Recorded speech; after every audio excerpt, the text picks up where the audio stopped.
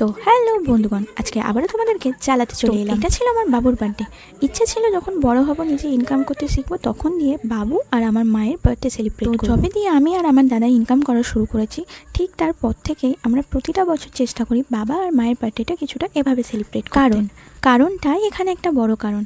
জানি বাবা আর মায়ের ঋণ কখনো শোধ করা যায় না, কিন্তু তাদের মাঝে মধ্যে এরকম ছোটোখাটো সারপ্রাইজ তো দেওয়াই যেতে পারে। আর আশা করি ভিডিও শুরুতেই তোমরা দেখে নিয়েছো আমার বাবা এই পুরো বিষয়টাতে ঠিক কতটা খুশি হয়েছে। বাবা মারা খুশি হয়, ভীষণভাবে খুশি হয়। সন্তানদের কাছ থেকে এরকম ছোট ছোট উপহার পেলে তারা ভীষণ আনন্দিত হয়, যেমনটা আমার বাবা মা হয়। আমি জানি না আমার এই কথাগুলোকে তোমরা কিভাবে নেবে, তবে বিশ্বাস করো বাবা মারা কখনোই সন্তানদের কাছে এমন কিছু আশা করে না যেটা দিতে সন্তানদের ভীষণ কষ্ট হবে। কিন্তু এই তারাই একটা সময় অক্লান্ত পরিশ্রম করে সন্তানদেরকে সেই সব কিছু দেওয়ার চেষ্টা করেছে যেগুলো সন্তানদের প্রয়োজন ছিল। কিন্তু থাক সেসব কথা, আমরা সবাই সবার মতো করে বড় হয়েছি, সবাই সবটা বুঝি, কিন্তু তারপরেও কখনো ছোটোখাটো ভুল আমরা করেই ফেলি বাবা মায়ের প্রতি।